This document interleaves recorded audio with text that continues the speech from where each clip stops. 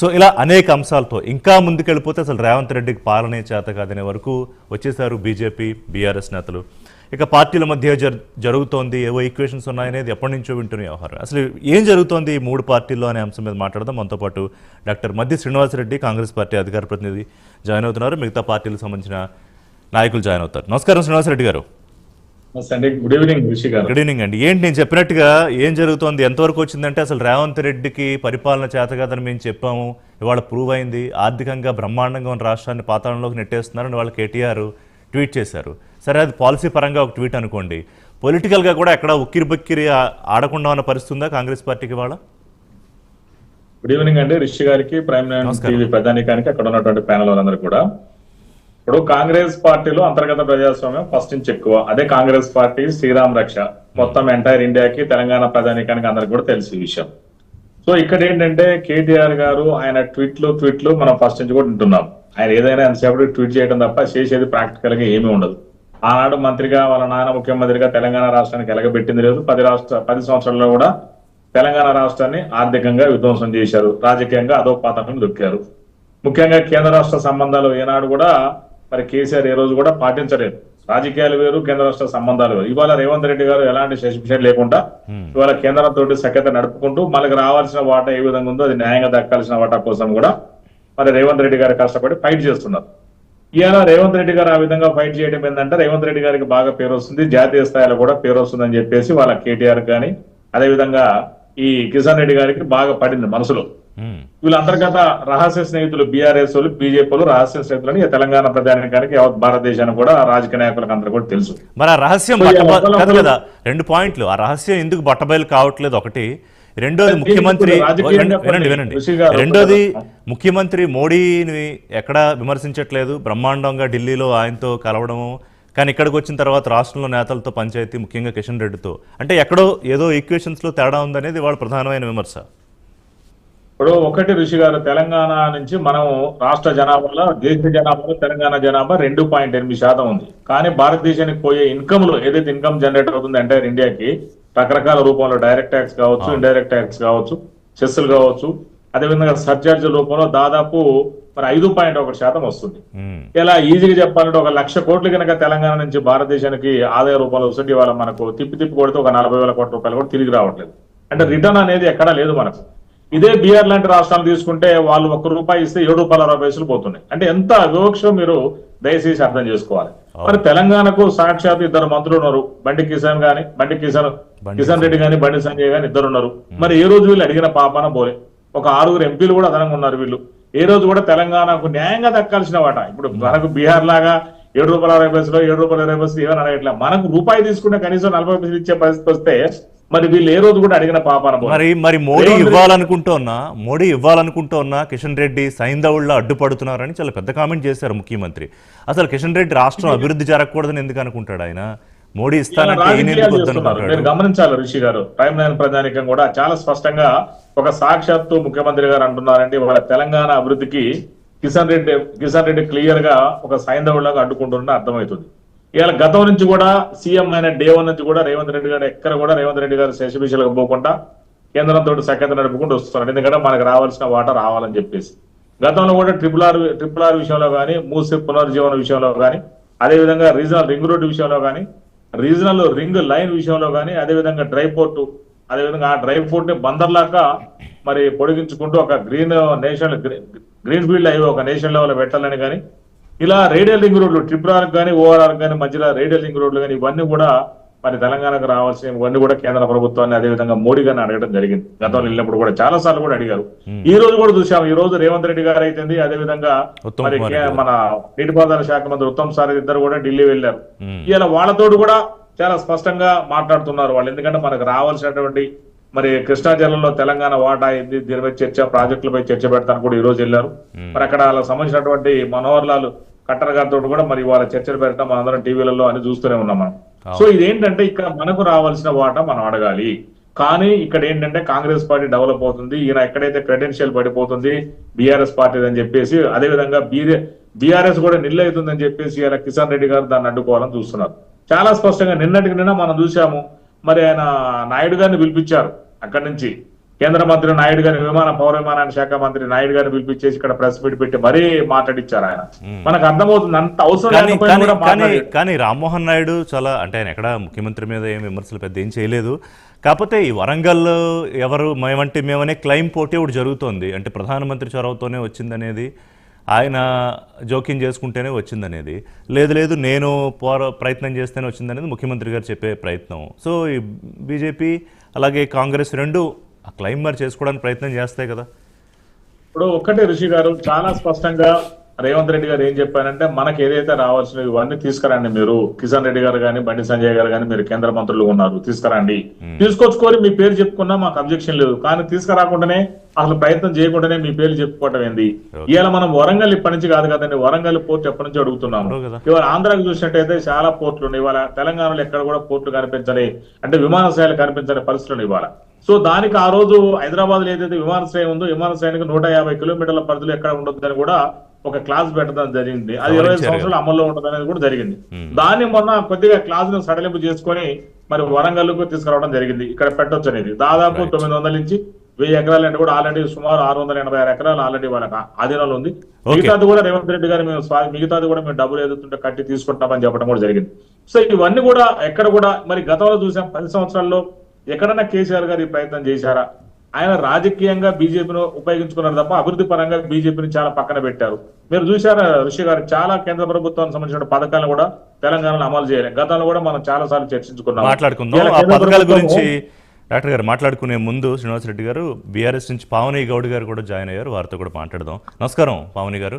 So ఏంటి వాళ్ళ తెలంగాణలో ఏం జరుగుతుంది అనేది ప్రధానంగా చర్చ. పావని గారు, అంటే సరే బీజేపీ, బీఆర్ఎస్, కాంగ్రెస్ మూడు కొద్దిగా పర్సంటేజ్ అటు ఇటుగా ఉన్న మూడు బలమైన పార్టీలు. సరే ప్రభుత్వంలో ఇవాళ కాంగ్రెస్ పార్టీ ఉంది, కానీ బీఆర్ఎస్ చాలా తీవ్రమైన విమర్శలు ప్రభుత్వం మీద ఎంతవరకు వెళ్ళారంటే అసలు పాలన కూడా చేత కావట్లేదు అని. మీరు బీజేపీ ఇద్దరు అదే మాట అనుకోండి. సో మీ ఇద్దరి మధ్య ఏదో ఈక్వేషన్ అండర్స్టాండింగ్ జరుగుతోంది అనేదేమో కాంగ్రెస్ పార్టీ, రేవంత్ రెడ్డి కానీ వారు బహిరంగంగా చేస్తున్న విమర్శ. ఏంటి ఆర్థికంగా అంత పాతాళానికి ఎందుకు పడిపోయిందని మీరు అనుకుంటున్నారు? కేటీఆర్ ఎందుకు ట్వీట్లు చేస్తున్నారు? అండ్ రేవంత్ రెడ్డిని ఇప్పుడు అర్జెంటుగా టార్గెట్ చేయడం వల్ల బీఆర్ఎస్కి వచ్చే ఉపయోగం అంటే ఎప్పటికిప్పుడు ఏమన్నా ఉందా? ప్రైమ్ 9 వాళ్ళకి నమస్తే అండి, ప్యానెల్లో ఉన్న మిత్రులకు కూడా నమస్తే. నమస్కారం. ఇప్పుడు అర్జెంటుగా కేటీఆర్ గారు రేవంత్ రెడ్డి గారిని టార్గెట్ చేసి తెలంగాణలో మేము అధికారంలోకి రావడానికి అనేసి అదైతే కాదండి. తెలంగాణలో ప్రతి ఒక్కరు, తెలంగాణ రాష్ట్రంలో 14 నెలలు కాంగ్రెస్ ప్రభుత్వం అధికారంలోకి వచ్చింది. కాంగ్రెస్ ప్రభుత్వం అధికారంలోకి వచ్చిన తర్వాత గుక్కెడు నీళ్ళు ఇయ్యలేని పరిస్థితి. నిన్న తండాలకు వెళ్ళినము, తండాలల్లా కనీసము మిషన్ భగీరథ నీళ్లు కూడా రావట్లేదు. వాళ్ళకు అసలు తాగుకు దేవుడెరుగు, తాగడానికి కూడా నీళ్లు లేని పరిస్థితిని తీసుకొచ్చిర్రు. ఎట్లుండే తెలంగాణ, ఏ విధంగా మార్చేసిండ్రు తెలంగాణను. ఎందుకు మిషన్ భగీరథ నీళ్లు ఎందుకు రావట్లేదు? వాళ్ళని అడగాలి, కాంగ్రెస్ వాళ్ళని అడగాలండి. కాంగ్రెస్ వాళ్ళు ఎందుకు ఇవ్వట్లేదు? మిషన్ భగీరథ నీళ్ళు ఎందుకు ఇవ్వట్లేదు? పంట పొలాలకు నీళ్ళు ఎందుకు ఇవ్వట్లేదు? చెర్లకు నీళ్ళు ఎందుకు ఇవ్వట్లేదు అని కాంగ్రెస్ వాళ్ళని అడగాలి. మేడిగడ్డ కుంగింది, కూలింది, వంగింది, కొట్టుకపోయింది, అసలు పనికే రాదు అని చెప్పిండ్రు కదా. ఒక్క పిల్లర్ని రిపేర్ చేస్తే మళ్ళా నీళ్ళు వస్తే కేసీఆర్ గారికి ఎక్కడ క్రెడిట్ వస్తుందో అనేసి నీళ్లు తెలంగాణలో నీళ్లను మాయం చేసిరు. ఇప్పుడు కాంగ్రెస్ తెలంగాణలో కరువును తీసుకొని వచ్చింది. ఆనాడు వాళ్ళ పాలన ఏ విధంగా ఉండేదో మళ్ళీ ఇప్పుడు అధికారంలోకి వచ్చిన తర్వాత కూడా తెలంగాణ పరిస్థితి అదే దయానీయంగా మారింది. మీ నాయకుడేమో కాంగ్రెస్ పార్టీని కరోనాతో పోలిస్తే మీరు కరువుతో పోల్చారా? కరువు, కాంగ్రెస్ అంటేనే కరువు, కాంగ్రెస్ అంటేనే కరువు, చంద్రబాబు అంటేనే కరువు. చంద్రబాబు ఎందుకు వచ్చాడు? శిష్యుడు ఉన్నప్పుడు కూడా అదే విధంగా ఉన్నది. ఇప్పుడు ఆయనకే సంబంధం, ఇప్పుడు తెలంగాణలో ఆయనకే సంబంధం చంద్రబాబుకి. అన్ని ఎక్కడి నుంచి నడుస్తున్నాయి? కథ, స్క్రీన్ ప్లే, డైరెక్షన్ రేవంత్ రెడ్డికి ఎక్కడి నుంచి నడుస్తున్నాయి? ఇప్పుడు వాళ్ళిల్లు అట్లా కాదండి, వాళ్ళిల్లు వాళ్ళు చక్కదిద్దుకోవడానికే వాళ్ళిల్లు వాళ్ళు చక్కదిద్దుకోవడానికే 100 సమస్యలు ఉన్నాయి ఆంధ్రప్రదేశ్లో. ఆయన ఇల్లు ఆయన చక్కదిద్దుకుంటుంటే మళ్ళీ తెలంగాణలో డైరెక్షన్ ఇచ్చేంత టైం ఎక్కడుంది? ఈ వ్యవహారాలు చక్కదిద్దు పెట్టే వెసులుబాటు ఎక్కడుంది పావని గారు? అన్ని ప్రజలు గమనిస్తూనే ఉన్నారండి, ఏ విధంగా చేస్తున్నారు, ఏ పాలన నడుస్తుంది. రియల్ ఎస్టేట్ డమాల్ మనిపించారు, బ్రాండ్ తగ్గించేసారు హైదరాబాద్ ను, ఇవన్నీ ప్రజలు గమనిస్తున్నారు. ఇంకొకటి కేసీఆర్ గారు అసలు కేంద్రంతో సఖ్యతగా లేరు అది ఇది అని చెప్పేసి మాట్లాడిండ్రు మొన్నటి వరకు. రేవంత్ రెడ్డి గారు మరి సఖ్యతగా ఉండి ఏం తీసుకొచ్చిండ్రు? బడ్జెట్ లా సున్నాన్ని తీసుకొచ్చిండ్రు కదా. ఇప్పుడు ఏమన్నా అంటే కేసీఆర్ గారికి బీజేపీకి సంబంధాలు ఉన్నాయని ఒకళ్ళు అంటారు. ఇప్పుడు రేవంత్ రెడ్డికి కాంగ్రెస్ కు బీఆర్ఎస్ కు సంబంధాలు ఉన్నాయని ఇంకోరు అంటారు. వాళ్ళు మాకు సంబంధాలు ఉన్నాయి అనుడు తప్ప వాళ్ళకేం సంబంధాలు ఉన్నాయో బయట పెట్టాలి తొందరగా. అసలు ప్రజలతో సంబంధాలు సరిగ్గా ఉన్నాయో లేదో చెక్ చేసుకోవాలి పార్టీ నాయకులందరూ. పవన్ గారు ప్రజలు తెలంగాణ ప్రజలతో నాయకుల సంబంధాలు ఎలా ఉన్నాయో చూసుకోవాలి. ఎందుకంటే ఈ కన్ఫ్యూజన్లో BJP plus BRS plus Congress plus బీజేపీయా అంటే ఇన్ని ఈక్వేషన్స్ బహుశా ఏ రాష్ట్రంలోనూ వేసి ఉండరేమో. బీఆర్ఎస్ ప్లస్ ప్రజలండి, బీఆర్ఎస్ ప్లస్ ప్రజలు, కాంగ్రెస్ ప్లస్ బీజేపీ ప్లస్ కరువు. శ్రీనివాసరెడ్డి గారు ఒక కొత్త ఈక్వేషన్ చెప్తున్నారు పవన్ గారు. అంటే నేను ఫస్ట్ టైం ఇప్పుడు వింటాం. అంటే కరువు, కాంగ్రెస్ అంటేనే కరువుకు చిరునామా అని. సరే, కాంగ్రెస్ని కరోనా అన్నారు కేటీఆర్ గారు, కరోనా కన్నా డేంజర్ అన్నారు, కరోనా అన్నా పర్వాలేదు. చెప్పండి శ్రీనివాసరెడ్డి గారు కౌంటర్. అంటే కావాలని వాంటెడ్గా మీరు మిషన్ భగీరథ నీళ్లు ఆపేశారని, ఏది మిషన్ భగీరథ నీళ్ళు ఇస్తా కేసీఆర్ ఇంకా మంచి పేరు ఉంటుందని, అలాగే హైదరాబాద్ బ్రాండ్ను కూడా రియల్ ఎస్టేట్ని కావాలని మీరు డౌన్ సైజ్ చేసి దెబ్బతీస్తున్నారని, ఈ రెండు చాలా తీవ్రమైన ఎలిగేషన్స్. శ్రీనివాసరెడ్డి గారు, ఇప్పుడు రిషి గారు హైదరాబాద్ బ్రాండ్ ఇమేజ్ ని బ్యాడ్ ఇమేజ్ తీసుకొచ్చింది కేసీఆర్ గానీ బీఆర్ఎస్ పార్టీ కానీ తెలంగాణ ప్రధానికానికి యావత్ భారతదేశానికి అందరికీ తెలుసు. ఇవాళ ఫార్ములా ఈ ఆపరేషన్ ఒక కొత్త డ్రామా ఆడి అడ్డంగా దొరికిపోయినటువంటి కేటీఆర్ మనం చాలా స్పష్టంగా చూస్తున్నాము. హైదరాబాద్ కు పేరు తెస్తానని చెప్పేసి కోట్ల రూపాయలు అక్కడ ఇతర దేశాలకు తరలించిన విషయం మనం చూసాము. దాని మీద ఇప్పుడు ఏసీబీ నడుస్తుంది కేసు, అదే విధంగా ఈడీ కేసులు కూడా నడుస్తున్నాయి. హైదరాబాద్ ని ఏ రోజు కూడా వాళ్ళు ఏం ఒక చెప్పుకోదగ్గ ల్యాండ్ మార్క్ ఏం చేశారనేది కూడా మీరు ఒకటన్నా గమనించండి. ఒక్కటన్నా ఒక హైదరాబాద్ కి చేశారని ఒకటన్నా ఉందా మనకు? ఇవాళ రేవంత్ రెడ్డి గారు వచ్చిన తర్వాత RRR ఇన్నాళ్ళు RRR ఏం చేశారు? ఇప్పుడు రేవంత్ రెడ్డి గారు ఇప్పుడు వచ్చారండి, 15 నెలలైంది మా ప్రభుత్వం వచ్చి.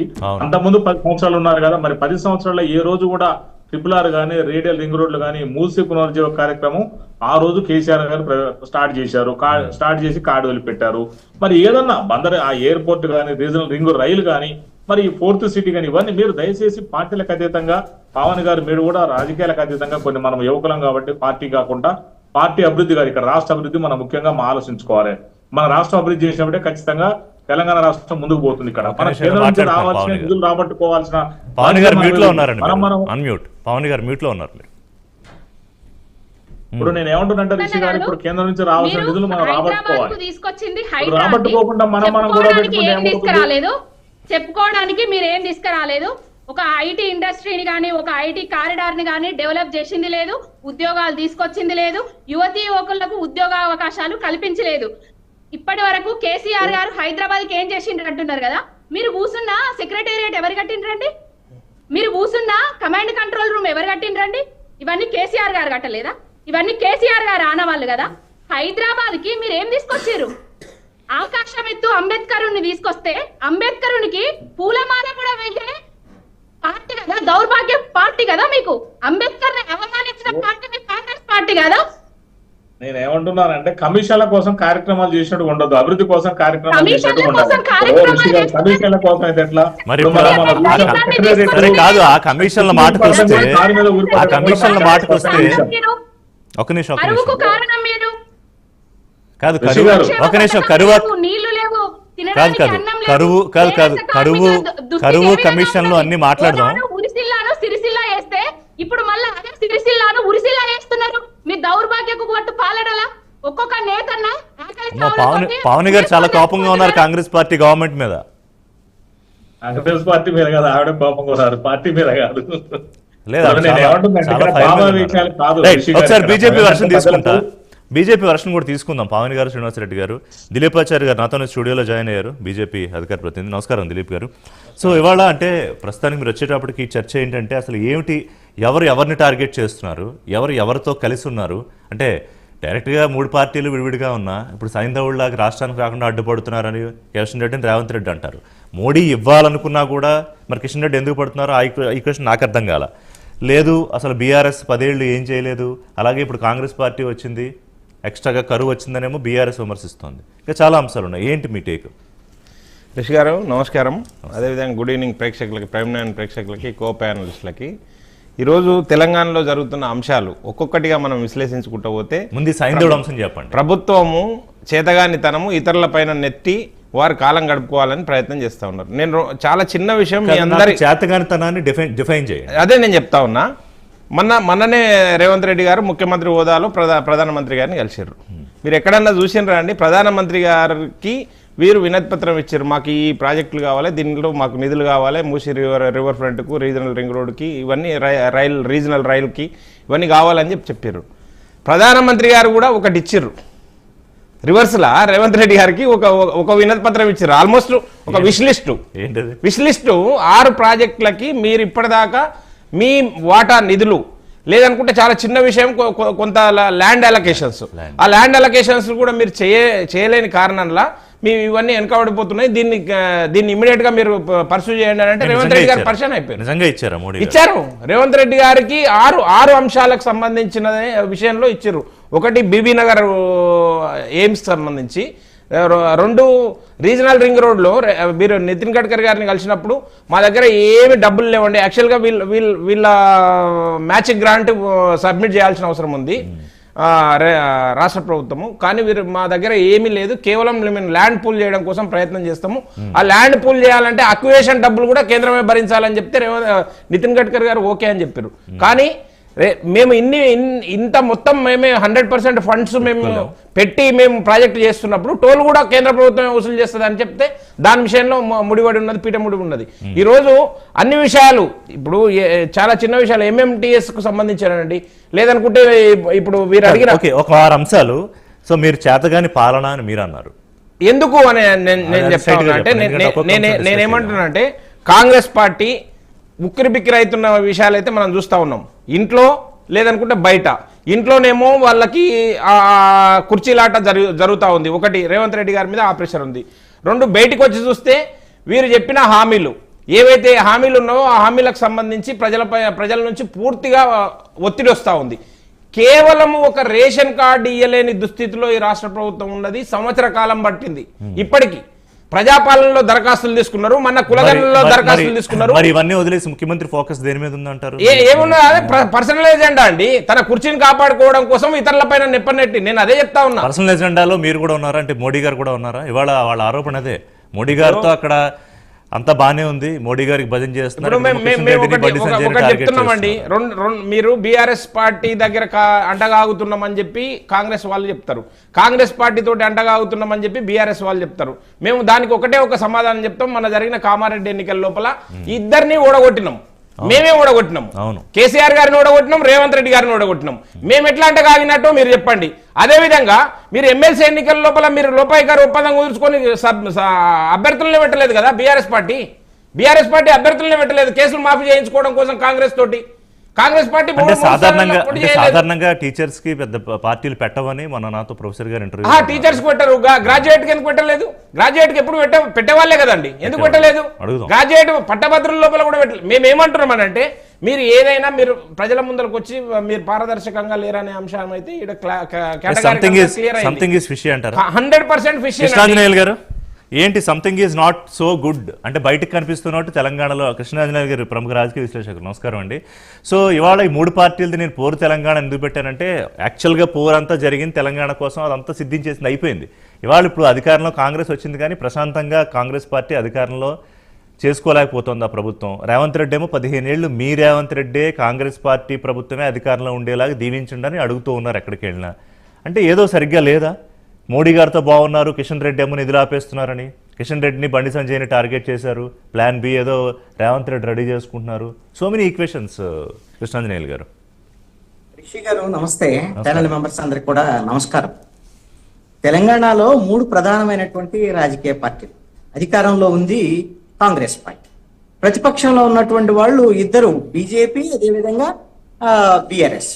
అయితే వాస్తవంగా పోరు జరగాల్సింది కాంగ్రెస్ మీద బీఆర్ఎస్ బీజేపీ ఇద్దరు పోరాటం చేయాలి, ప్రభుత్వానికి వ్యతిరేకంగా జరగాల్సినటువంటి పోరాటం. ఇది ప్రజల తరపున ఆలోచించేటువంటి వ్యవహారంలో ఏదన్నా జరిగితే ప్రతిపక్ష పార్టీలుగా బీఆర్ఎస్ అదేవిధంగా బీజేపీ ఇద్దరు కలిసి కాంగ్రెస్ ప్రభుత్వం మీద పోరాటం చేయాలి. కానీ మీరు గమనించండి, అయితే కాంగ్రెస్ వీళ్ళిద్దరినే రాజకీయ ప్రత్యర్థులుగా చూడాలి, ఇద్దరిని సమంగా.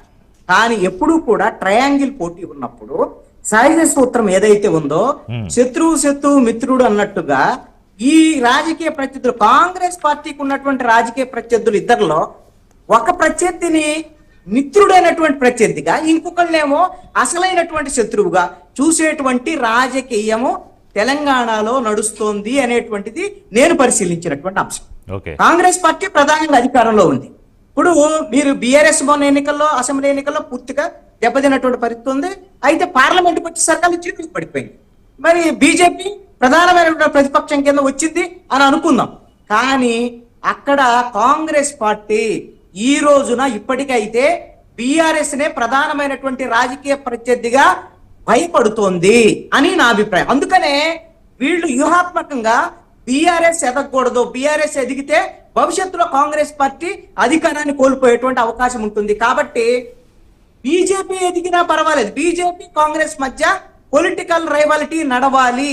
దాని ద్వారాగా బీఆర్ఎస్ ని పూర్తిగా దెబ్బతీయాలి. ఏదైతే పార్లమెంట్ ఎన్నికల్లో, లోక్సభ ఎన్నికల్లో జీరోకు పడిపోయినటువంటి పరిస్థితి ఉందో దాని నుంచి లెగవకుండా చెయ్యాలి అనేటువంటి ప్రణాళిక నాకు తెలిసి కాంగ్రెస్ బీజేపీ మధ్య ఒక ఏదో ఒక కృష్ణాంజనేయులు గారు పాసిబుల్ అవుతుందా దేశంలో? ఈ రెండు ఒక నిమిషం, రెండు పార్టీలు ప్రధానంగా అంటే బీజేపీ తర్వాత ఎవరు అంటే అత్యధిక సీట్లోని పార్టీ కాంగ్రెస్ పార్టీ. కాంగ్రెస్ లేకుండా ఒక ప్రతిపక్ష కూటమిని మనం ఊహించలేం. కానీ ఒక ప్రాంతీయ పార్టీ లేకుండా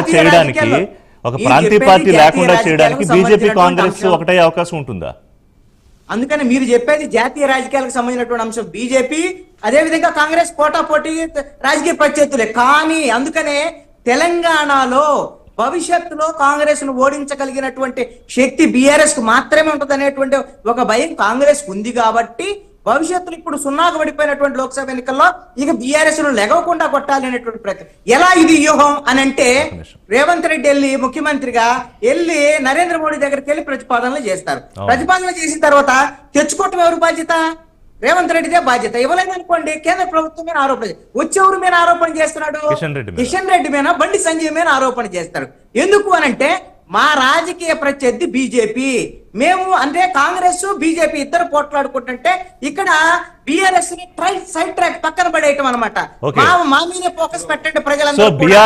మీరు చెప్తున్న దాన్ని బట్టి కేటీఆర్ కానీ హరీష్ రావు కానీ ఎన్ని విమర్శలు చేసినా దాన్ని డౌన్ సైజ్ చేసేలాగా బీఆర్ఎస్ ని పిక్చర్ లోంచి బయటకు పంపించేలాగా ఒక strategy between BJP and Congress అనేది మీరు చెప్తున్న నడుస్తుంది. అయితే ఇక్కడ బలమైనటువంటి ఒక్క పాయింట్ చెప్పి నేను ముగిస్తా అండి. ఎందుకు ఇలాంటిది కాంగ్రెస్ అనేటువంటి అంశమే కాకుండా Revanth Reddy political personal agenda విషయంలో కూడా తనని జైల్లో పెట్టినటువంటి కేసీఆర్ గాని కేటీఆర్ గాని బీఆర్ఎస్ ని ప్రధానమైనటువంటి రాజకీయ టార్గెట్ గా చూసుకుంటున్నాడు రేవంత్ రెడ్డి అనేటువంటిది కూడా ఇక్కడ మనం గమనించాల్సినటువంటి అంశం. కాబట్టి ఇక్కడ వ్యూహాత్మకంగా బీజేపీ కాంగ్రెస్ తెలంగాణ వరకు తెర వెనక చేతులు కలిపి బీఆర్ఎస్ ను రాజకీయంగా చూడాలి. పవన్ గారు, శ్రీనివాస్ రెడ్డి గారు మీ దగ్గరికి వచ్చేస్తారు, ఎందుకంటే కొత్త ఈక్వేషన్ వచ్చింది నాకు. క్విక్ రెస్పాన్స్ దిలీప్ గారు. కానీ ఆయన చాలా లాజికల్ గా లాజికాలిటీ అనేది లేదు. శ్రీనివాస్ రెడ్డి గారు, శ్రీనివాస్ రెడ్డి గారు, wait please please please please please please wait please wait please wait very quick 30 seconds. Congress పార్టీకి, భారతీయ జనతా పార్టీకి అసలుకి రైవాలిటీ ఉన్నదే ఆ పార్టీలకి. మేము పార్లమెంట్ ఎన్నికల లోపల కూడా జరిగింది అదే. మీరు రేవంత్ రెడ్డి గారు ప్రాతినిధ్యం వహిస్తున్న పార్లమెంట్, మామ్నార్ పార్లమెంట్ ను మేము ఓడగొట్టినాము కాంగ్రెస్ పార్టీని. రేవంత్ రెడ్డి గారు అంతకుముందు ప్రాతినిధ్యం వహించిన మల్కాజిగిరి కాన్స్టిట్యున్సీలో నేను ఓడగొట్టినాం భారతీయ జనతా పార్టీ. కనుక ఎక్కడ భారతీయ జనతా పార్టీ కాంగ్రెస్ కలిసి ఉంటది, ఆస్కారం ఎట్లా ఉంటది? దేశవ్యాప్తంగా చూసుకున్నా, రాష్ట్ర వ్యాప్తంగా చూసుకున్నా, రాష్ట్ర చూసుకున్నా ఎట్టి పరిస్థితుల్లో బీఆర్ఎస్ అనేది లేదండి. ఖచ్చితంగా భారతీయ జనతా పార్టీ చేస్తాంటారు. ఇప్పుడు ఎవరు ఎప్పుడు మాట్లాడినా ఆచారాన్ని చేతులు లేపడం మాట్లాడటం, చేతులు లేపడం మాట్లాడతాం. ఇట్లా కష్టం అండి. మరి చెప్పండి. చేతులు లేపగలుగుతాం. ఆయన ఇప్పుడే 10 నిమిషాలు మాట్లాడారు, మళ్ళీ ఆయన ఇప్పుడు అట్లా అనుకుంటే మనం టైమింగ్స్ గురించి కాదు కానీ ఆన్లైన్ లోనే చెప్తున్నా, కరెక్టే కాదు. డిస్కషన్ పెట్టుకోవడానికి మీరు పెడితే పెట్టండి, నేను కూడా అంతే మాట్లాడతాను. కాదు, గతంలో కూడా అదే చేశారు. కాదు ఈ ఈక్వేషన్ స్టూడియోలో కూర్చున్నంత మాత్రం ఆయన తోటి పెట్టిస్తే మేమేం మాట్లాడితే ఇక్కడ కూర్చొని శ్రీనివాస్ రెడ్డి మాట్లాడారు కదండి. ఎవరు మాట్లాడినా చేతులు లేపుతారు. ఆయన లోపల మాట్లాడుకుంటారా? మాట్లాడండి. ఇష్యూకి రండి. అధికార పక్షం ఇప్పుడు అధికార పార్టీ మేము సమాధానం చెప్పాల్సిన అవసరం ఉంది. పవన్ గారు మాట్లాడినప్పుడు నేను చేయలేపలేదు, ఆచార్య గారు మాట్లాడినప్పుడు నేను చేయలేపలేదు, మరి ఆయన కృష్ణాంజలి గారు మాట్లాడిన చెప్తే ఆయన మాట్లాడిస్తున్నారు. మీరు మాట్లాడి పర్లేదు కానీ సరే కరెక్ట్ రిషి గారు, ఇదైతే కరెక్ట్ కాదు. డిస్కషన్ పెట్టుకోవాలంటే నుంచి మీ ఛానల్ మాత్రం ఆ టైప్ నే మాట్లాడాల్సి వచ్చేటట్టుంది. మొత్తం అన్ని ఛానల్ మాట్లాడి కానీ మీరే ఇట్లా స్పెసిఫిక్ గా ఎవరు చేతులు చెప్తే వాళ్ళతో మాట్లాడిస్తాం. This is not correct. Okay, so ఇప్పుడు విషయం ఏంటంటే దీని మీద ఈ విషయం అయిపోయి ఇప్పుడు ఆయన మాట్లాడిన నేను కౌంటర్ ఇచ్చారు, అసలు టాపిక్ వెళ్ళిపోయింది కంప్లీట్ గా. కాదు మీరు చెప్పదలుచుకున్నారు. ఎన్నో ఏజెన్సీని పెట్టారు, మేము మాట్లాడామా, చేతులు మాట్లాడామా, ఇప్పుడు ఆ టైం వచ్చిందాక మేము ఉంటున్నాము. శ్రీనివాసరెడ్డి గారు వీళ్ళు వచ్చే వరకు మన ఇద్దరం సుమారుగా 10 నిమిషాలు ఆల్మోస్ట్ 1 to 1 లాగా మన ఇద్దరం మాట్లాడుకున్నాము. సో ఇక్కడ మీకు ఎవరికి ఎంత టైం మాట్లాడించాలి, ఎవరితో ఎప్పుడు మాట్లాడించాలి, ఓకే, పాయింట్ ఆఫ్ అబ్జెక్షన్ వచ్చినప్పుడు ఎప్పుడు ఎవరితో ఏం మాట్లాడించాలి, ఇవన్నీ ఇవాళ నేను కొత్తగా నేర్చుకోక్కర్లేదు శ్రీనివాసరెడ్డి గారు. మీరు గతంలో కూడా ఈ రకంగానే ఒక నిమిషం ఈ రకంగానే లేవనెత్తారు. సో ఇప్పుడు ఒకవేళ if you want to continue in this debate, so BJP plus Congress బీఆర్ఎస్ని సైడ్ లైన్ చేయడానికో డౌన్ సైజ్ చేయడానికో ఏదైనా స్ట్రాటజీ ఉండే అవకాశం ఉంటుందా? ఎందుకంటే నేను దాంతో యాక్సెప్ట్ అవ్వలేదు, కానీ కృష్ణాంజనేయులు గారు ఒక లాజిక్ చెప్తున్నారు ఎందుకు అనేది. Do you agree with that?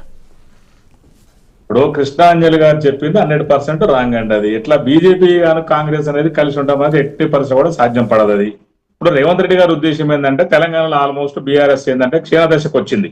మనం అసెంబ్లీ నుంచి చూసుకున్నట్టయితే పార్లమెంట్కి వచ్చే వరకు 0కి వచ్చింది. అంటే అసెంబ్లీలో ఉన్నటువంటి ఓటింగ్ లో కానీ సీట్లలో కానీ చాలా తేడా వచ్చింది.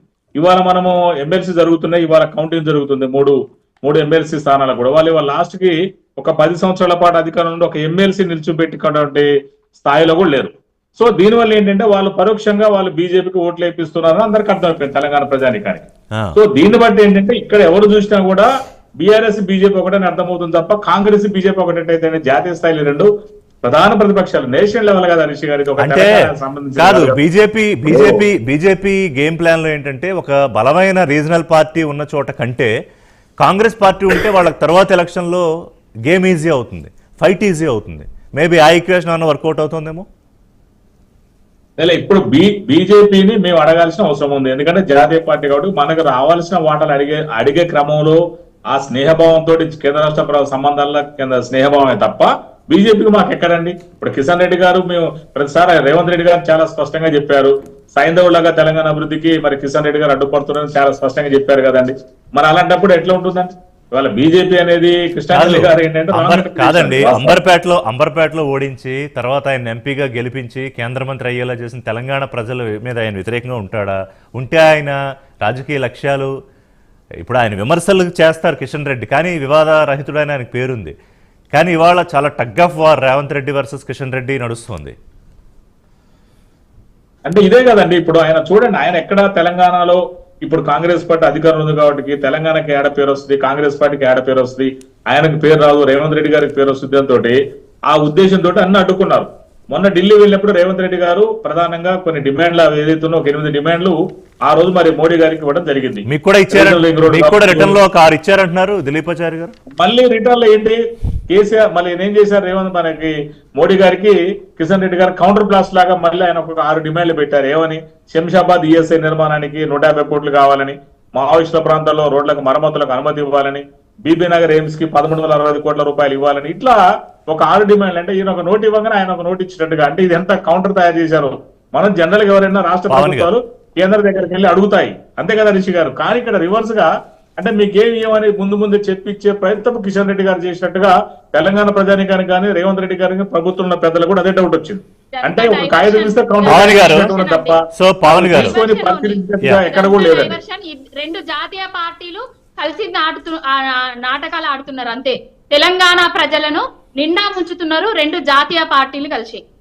అసలు రైతు బంధు గురించి అడగరు వీళ్ళు, హైడ్రా తోటి ఇల్లు కూలుస్తుంటే అడగరు వీళ్ళు, కనీసం నీళ్లు రాకుంటే కూడా అడగరు.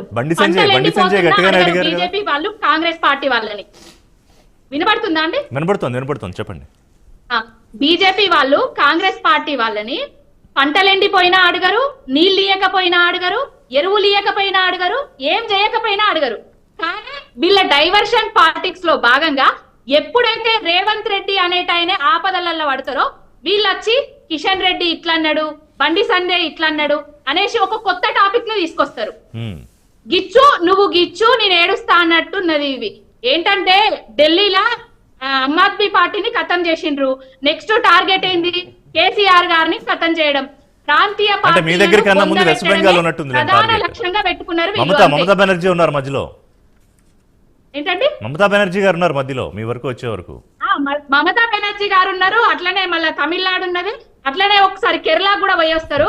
మళ్ళా తర్వాత నెక్స్ట్ ఆంధ్ర కూడా పోయేస్తారు చంద్రబాబు నాయుడు కానీ పవన్ గారు మీరు కాదు మాట విన్నంత సేపు చంద్రబాబు నాయుడు గారు సేఫ్ ఉంటారు. మాట విననప్పుడు చంద్రబాబు నాయుడు గారిని కూడా ఖతం చేసేస్తారు. తర్వాత మన తెలంగాణకు వస్తారు. వీళ్ళు రెండు జాతీయ పార్టీలు కలిసి, ఈ రెండు జాతీయ పార్టీల దరిద్రమే కదా తెలంగాణకు ఇంత జరుగుతుంది. ఈ రెండు జాతీయ పార్టీలే కదా. కాంగ్రెస్ ఉన్నప్పుడు ఎస్ఎల్బిసిని ఖతం చేయలేదు. ఇప్పుడు బీజేపీ వచ్చినా కూడా ఒక్క ప్రాజెక్టు కన్నా జాతీయ హోదా ఎస్ఎల్బిసి గురించి మాట్లాడే కన్నా ముందు పవన్ గారు బీఆర్ఎస్ఏ కదా ప్రయత్నం చేసింది బీజేపీకి దగ్గర అవడానికి ఎన్నికల ముందు కానీ లేకపోతే ఎన్నికల్లో మీకు వచ్చిన రిజల్ట్ తర్వాత కానీ ప్రయత్నం చేసినా బీజేపీ మిమ్మల్ని దగ్గరికి రానివ్వలేదని కదా. అది తప్పండి, అది తప్పు. అట్లా అయ్యేది ఉంటే మేము దగ్గర అయ్యేది ఉంటే కవితక్క గారిని లిక్కర్ స్కామ్ లో ఇరికించే వాళ్ళు కాదు, కవితక్క గారిని అరెస్ట్ చేసే వాళ్ళు కాదు. లేనిపోని స్కాములను తీసుకొని వచ్చి మా పార్టీ మీద బురద చల్లిండ్రు. ఇందాక బీజేపీ మిత్రుడు అన్నారు వీళ్ళు స్థలాలను సేకరించలేదు, కావలసిన స్థలాలు చూపించలేదు అన్నారు. మరి కరీంనగర్ కి రావాల్సిన ట్రిపుల్ ఐటీని కర్ణాటకకు తరలించకపోతుంటే మౌనం వహించిండ్రు ఎందుకండి? 8 మంది ఎంపీలు గెలిచిండ్రు. వాళ్ళ 8 మంది, వీళ్ళు 8 మంది కేంద్ర మంత్రులు ఉన్నారు. బండి సంజయ్ గారు గప్చుకుంటారు. ఒక్క మెడికల్ కాలేజీని ఇవ్వకున్నా కూడా గమ్మునుంటారు. ఏంటండి వీళ్ళు అసలు ఏం చేస్తున్నారు? తెలంగాణకు అన్యాయం చేస్తలేరా? ఆది నుంచి తెలంగాణకు అన్యాయం చేస్తుంది కాంగ్రెస్ పార్టీ, బీజేపీ పార్టీ. ఒకరేమో తల్లిని చంపి బిడ్డను బతికించిందని అన్నారు పార్లమెంట్ సాక్షిగా. ఇంకొకరేమో తెలంగాణ ఏర్పాటును లేట్ చేసుకుంటా ఎంతో మంది ఆత్మ బలిదానాలకు కారణమైనరు. వీళ్ళు తెలంగాణకు ఏం చేసిండ్రండి? అధికారంలోకి వచ్చి మార్పు అని తెలంగాణను గోస పెడుతున్నారు, తెలంగాణను ఏడిపిస్తున్నారండి. రోజు ప్రజలల్లో తిరుగుతా నేను, ఒక్కొక్కరిది ఒక్కొక్క గాథ అండి. పెన్షన్లు రాక, స్కూళ్ళల్లో పనిచేసే వంట చేస్తుంటే 3 నెలల నుంచి జీతాలు కాదు. ఇప్పుడు రిలీజ్ అవుతున్నారా? అయ్యో అనవసరంగా వాడగొట్టుకున్నాం మిమ్మల్ని. ఎస్ అండి, ఎస్ రియలైజ్ అవుతున్నారు. కేసీఆర్ గారు లేని లోటు కనిపిస్తుంది. కేసీఆర్ గారు ఉన్నప్పుడు నీళ్లున్నాయి ఎట్లా, కేసీఆర్ గారు పోయిన తర్వాత నీళ్ళు ఎట్లా మాయమైనాయని అడుగుతున్నారు. నవ్వడం కాదండి కాంగ్రెస్ మిత్రులారా, బీజేపీ మిత్రులారా, రాజకీయాలు పక్కన పెట్టండి. ప్రజలు ఏడుస్తున్నారు, రైతులు చచ్చిపోతున్నారు, చేనేతన్నలు చచ్చిపోతున్నారు, ఆకలి చావులు అవుతున్నాయి తెలంగాణలో. ఇది కొంచెం చూసుకోండి. హైడ్రా తోటి రియల్ ఎస్టేట్ ని డమాల్ చేసిండ్రు. ఇంకేం ముంచుతారు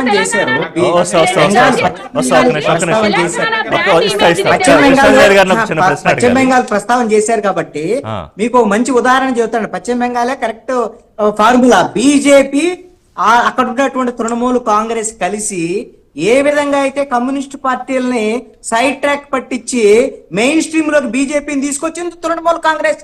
ఇప్పుడు ఈ ఇద్దరు పచ్చి పోటీ జరుగుతున్నట్టుగా కాంగ్రెస్ పార్టీని దెబ్బతీసేటువంటి విధంగా జాతీయ రాజకీయాల్లో తృణమూల్ కాంగ్రెస్ పార్టీని ఇండియా కూటమి దెబ్బతీసేటువంటి విధంగా చేస్తే అక్కడేం పోట్లాడుకున్నట్టుంటారు. ఇదే ఫార్ములాని తెలంగాణలో కూడా ఇప్పుడు బీజేపీ అక్కడ కూడా చేస్తుంది. బీజేపీ అను కాంగ్రెస్ సంబంధించినటువంటి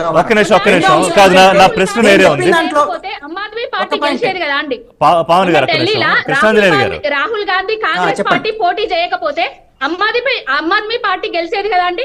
ఎంత చిన్న తేడా తోటి పోటీ చేయకపోవడం ఉండదులేండి, కలిసి పోటీ చేస్తుంటే మేబీ ఈక్వేషన్స్ మారి ఉండేవి. కాంగ్రెస్ పార్టీ పోటీ చేయకుండా ఎలా ఉంటుంది? కానీ అయితే రిషి గారు ఇక్కడ ఒక పాయింట్ ఏంటంటే, ఇప్పుడు ఇందాక చెప్పినటువంటి ఢిల్లీ రాజకీయాల్లో కూడా కాంగ్రెస్ పార్టీ గతంలో జరిగినటువంటి ఎన్నికల్లో ఆమ్ ఆద్మీ పార్టీకి ఇండైరెక్ట్ గా సపోర్ట్ చేసింది. ఎందుకు అని అంటే బీజేపీ రాకూడదని. వాళ్ళు ఒక నిర్ణయానికి వచ్చిన తర్వాత ఇండియా కూటమి విషయంలో కేజ్రీవాల్ యొక్క వైఖరి మారింది కాబట్టి వీళ్ళకి ఒకసారి బుద్ధి చెప్పాలి అనేటువంటిది కాంగ్రెస్ నిర్ణయించుకున్నది. ఎందుకంటే బీజేపీ గెలిచినా పర్వాలేదని కాంగ్రెస్ భావించింది కాబట్టి బీజేపీ గెలిచింది. తెలంగాణకు వచ్చేసరికల్లా ఆమ్ ఆద్మీ పార్టీ ఎక్కడ గెలిచినా అన్ని కాంగ్రెస్ పార్టీ ఓట్లే కదా. ఏ రాష్ట్రానికి వెళ్ళినా ఆమ్ ఆద్మీ పార్టీ తీసుకున్నవి. అందుకనే మీరు గమనించండి, పంజాబ్ లో గెలిచినా లేదా ఇంకో చోట గెలిచినా బీజేపీకి వచ్చే సమస్య లేదు. ఇప్పుడు ఢిల్లీలో గెలిచిన తర్వాత కూడా నాకు తెలిసి బీజేపీ ఆమ్ ఆద్మీ పార్టీని సీరియస్ రాజకీయ ప్రత్యర్థిగా జాతీయ రాజకీయాల్లో చూడతాం. ఒక్క నిమిషం. తెలంగాణ మాత్రం చూస్తుంది. ఈ తెలంగాణ ఈక్వేషన్ మీద తెలంగాణ విషయానికి వచ్చారు కల్లా తెలంగాణ పాయింట్ కి వస్తా. ఒకసారి దిలీప్ గారు వర్షం కూడా తీసుకుందాం. ఒక నిమిషం ఉండండి కృష్ణాంజనేయులు గారు. మీకు యాక్చువల్ గా కృష్ణాంజనేయులు గారు ఈ క్లైముల గురించి ఒక ప్రశ్న ఉంది. అంతకన్నా ముందు ఇప్పుడు పవన్ గారు అన్న దాని మీద, మన శ్రీనివాసరెడ్డి గారు అన్న దాని మీద దిలీప్ గారు మీ రియాక్షన్. రిషి గారు, ఇప్పుడు నేనేమంటున్నా అంటే చర్చ మనం పాయింట్ వైజ్ గా మాట్లాడదాము. మనం వెస్ట్ బెంగాల్ ఢిల్లీ పోతున్నాం. ఢిల్లీలో ఇప్పుడు కాదండి, ఓకే వస్తున్నాయి, నేను అదే చెప్తా ఉన్నా. తెలంగాణలో కూడా వచ్చింది కదా. తెలంగాణ రాష్ట్రం ఏర్పడిన తర్వాత టీఆర్ఎస్ పార్టీని హక్కున చేర్చుకున్నారు, అందలాలు ఎక్కించారు, భుజాల మీద మోసుకొని వచ్చారు తెలంగాణ సమాజం. ఎవ్వరు తెలంగాణ సమాజం ఆ పార్టీని తక్కువ చేయలేదు కదా. ఆ పార్టీని 10 సంవత్సరాలు అందలాలు ఎక్కించారు కదా, హక్కున చేర్చుకున్నారు కదా. మరి ఆ ప్రజల విశ్వాసం కోల్పోయినందుకే మిమ్మల్ని పక్కన పెట్టిర్రు. దాని తర్వాత జరిగిన పార్లమెంట్ ఎన్నికల లోపల ఇంకా ఘోరంగా మీ అవసరం లేదని చెప్పి 0కు పరిమితం చేశారు. అయినా మీ లోపల ఈ రోజు ఇప్పటికి కూడా ఏం ఆలోచన చేస్తా ఉన్నారంటే ఆ పార్టీ ఈ పార్టీ అని ఈక్వేషన్ల గురించి ఆలోచన చేస్తారని, కానీ మమ్మల్ని ప్రజలు ఇంత బ్రహ్మరథం బట్టి ఏంటంటే అప్పుడు కూడా వచ్చిన విమర్శలు ఏంటంటే సీట్లు ఇవ్వడంలో కూడా నేను అదే అంటున్నానండి రిషి గారు. నేను ఏమంటున్నానంటే మీకు ఇంత బ్రహ్మరథం పెట్టి హక్కున చేర్చుకున్న ప్రజలు మిమ్మల్ని దించేసినరు అని అంటే మీరు చేసిన లోపాలు ఏం లేవా? మీ లోపల ఒక విశ్లేషణ జరగాల్సిన అవసరం ఉందా లేదా? కనుక ఈ రోజు ఆమ్ ఆద్మీ పార్టీ కూడా ఢిల్లీలో 10 సంవత్సరాల కాలంలో వారు చేసిన దానికోసం హక్కున చేర్చుకున్నది ఆ ఢిల్లీ ప్రజలు. తర్వాత ఈ రోజు ఆ పాలన సరిగా లేదు, అన్ని స్కామ్లు వాళ్ళు చెప్పిన ఏదైతే నీతివంతమైన పాలన ఉందో అది అందియలేదు కాబట్టి వాళ్ళని దూరం పెట్టిర్రు. కనుకనే కాంగ్రెస్ పార్టీ లేదనుకుంటే కాంగ్రెస్ పార్టీ బ్యాక్ స్టాబింగ్ చేసింది, లేదనుకుంటే ఇక్కడ బీఆర్ఎస్ పార్టీ కాంగ్రెస్ పార్టీ వ్యతిరేకంగా ప్రయత్నం చేసింది. ఇట్లా కాదండి. మీకు రానున్న ఎన్నికల్లో మీకు ప్రభుత్వంలోకి రావాలంటే బీఆర్ఎస్ కంటే కాంగ్రెస్ ఉంటే సులువు అవుతుంది. మేము అట్లా ఎట్టి పరిస్థితుల్లో ఋషి గారు మీరు ఆసేతి హిమాచలం భారతీయ జనతా పార్టీ మీరు ఎదుగుదల రీజనల్ పార్టీ ఉన్న చోట కన్నా మీరు కాంగ్రెస్ పార్టీ ఉన్న చోట గెలవగలుగుతారు. వీరు వారు కాదండి, ప్రత్యర్థులు ఎవరైనా కానీ ఎన్నికలాగానే చూస్తాం. మేము మా విధానం ఒకటే ఉంటది, మా సైద్ధాంతిక పోరు ఒకటే విధంగా ఉంటది, మా కార్యకర్తల బలం మీద ఆధారపడి ఉంటాం, మా మేనిఫెస్టో మీద ఆధారపడి ఉంటాము, మా నాయకత్వం యొక్క స్తోమత మీద ఆధారపడి ఉంటాం. అంతేగాని ఆ పార్టీ కావాలి, ఈ పార్టీ కావాలి, ఈ పార్టీ సపోర్ట్ కావాలి, ఆ పార్టీ సపోర్ట్ కావాలి మాకు ఎందుకండి? ఇప్పుడు ఢిల్లీలో ఓడిపోయింది స్వయం. ఇప్పుడు వీళ్ళు చెప్పారు కదా ఢిల్లీలో కాంగ్రెస్ కలిసి ఉంటే గెలుస్తుంటారని. అంతకుముందు కలిసిరు కదా అండి, ఎంపీ ఎలక్షన్ లో కలిసి పోటీ చేసిర్రు, 0కే పరిమితం అయ్యారు కదా. అప్పుడు పనిచేయని ఈక్వేషన్ అసెంబ్లీ ఎన్నికల్లో ఎందుకు పనిచేస్తుంది? చాలా రాష్ట్రాల్లో అసెంబ్లీకి ఢిల్లీకి చాలా క్రిస్టల్ క్లియర్ గా ఓటర్లు తెలంగాణ చూసినా ఢిల్లీ చూసినా ఇంకా అనేక రాష్ట్రాల్లో వాళ్ళు జడ్జిమెంట్ వర్డిక్ట్ ఇచ్చారు. అదొక వేరే చర్చ. జాతీయ రాజకీయాలు మళ్ళీ చాలా రాష్ట్రాల్లో కాంగ్రెస్ పార్టీ కూడా ఇదే ఆరోపణ చేస్తుంది. ఎంఐఎం అడ్డం పెట్టుకొని ఎంఐఎం పార్టీ రెండు ప్లేస్లలో 3 ప్లేస్ ఎంఐఎం ఎత్తుకుంటే మీకే సెల్ఫ్ గోల్ అవుతుంది. 3 ప్లేస్లలో పోటీ చేస్తారు వాళ్ళు, అక్కడ ఓడిపోయారని చెప్తారు. మిగతా దగ్గర ఎందుకు పోటీ చేయాలి? ఇప్పుడు మధ్యప్రదేశ్